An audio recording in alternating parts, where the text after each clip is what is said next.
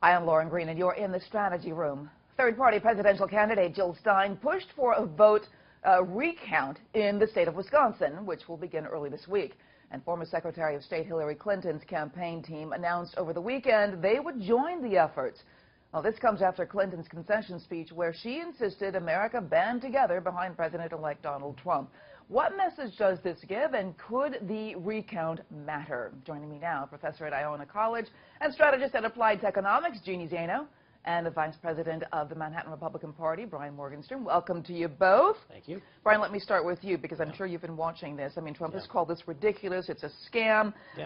What is your take on this recount effort? It is a scam. It's a effort to build a fundraising list, and a very effective one at that, I might add, because they raised millions of dollars and over the course of just a couple of days, and have increased the goals subsequently as they've smashed their previous goals. Right.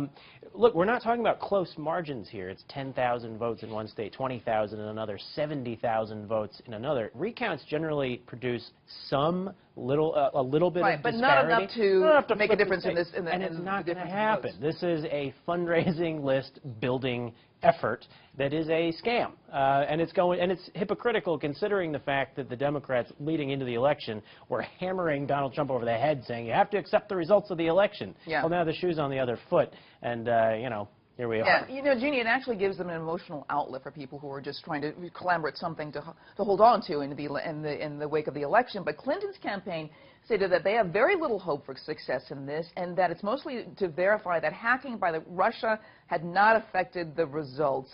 What message does this send that Clinton is joining the Stein effort? So the Clinton team obviously had stayed away from this for a long time while this discussion is going on, and as you mentioned, has just announced that they will join the effort. But I would, suggest that there is a real question here in many people's minds, because there's only two possibilities. One is that the polls were very, very wrong, and the other is that something went dreadfully wrong at the polling box or in the ballot box. And this is something that Donald Trump himself talked about before the elections, and the Democrats poo-pooed it. And now that the Democrats are talking about it, Donald Trump has come back just over the last 24 hours and said, you know what, there was a mishap going on, and it undercounted my popular vote. But he can't have it both ways. He can't have it both ways. And so, I think regardless of the motives of Jill Stein and the Green Party, and I agree, there are a lot of motives that you can attribute to this. The reality is we have a serious problem in this country as it pertains to our ballot box. And the big problem is in those counties in which we have electronic voting machines without a paper backup.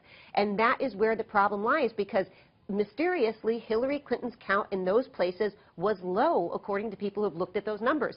So do I think it's going to change the election? No. But I think we all should hope that we get to the bottom as to what actually occurred, and we fix it before the midterm and before the next election. That's in all of our interest.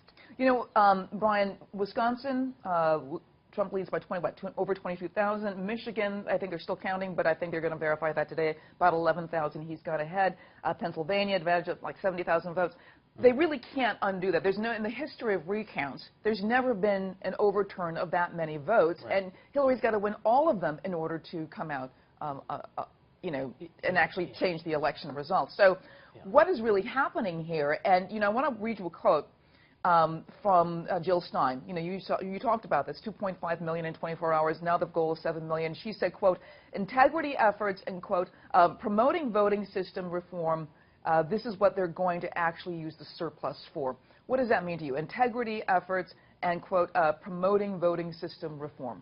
That's about as mushy a goal as I've heard for any fundraising effort. And this is something that they had to come up with after they realized they raised a lot more than they initially asked for or thought they would need for this.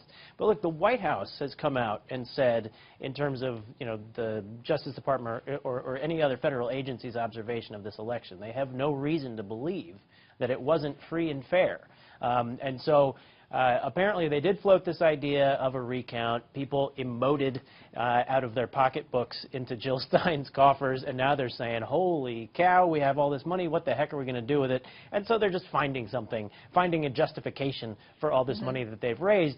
But in reality, we don't have any evidence to suggest that anything went wrong here. And so like I said, they're just finding a reason for it at this point. Jeannie, I'm actually speculating on this, and this is totally off, the wall. You know, could the Clinton campaign have put up the Jill Stein, the Green Party, you know, to do this because their hands were tied because of the statement she made before the election?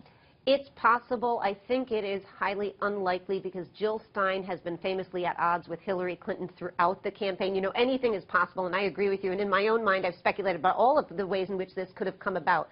I think the reality is that Jill Stein is somebody who wants to disrupt the status quo, very much in the same way that Donald Trump and Bernie Sanders and others want to. And she is incredibly frustrated by the lack of movement in this area of, you know, what we can do to fix what she sees and many people see as a troubling sign at what's going on in our ballot boxes since 2000, if not before.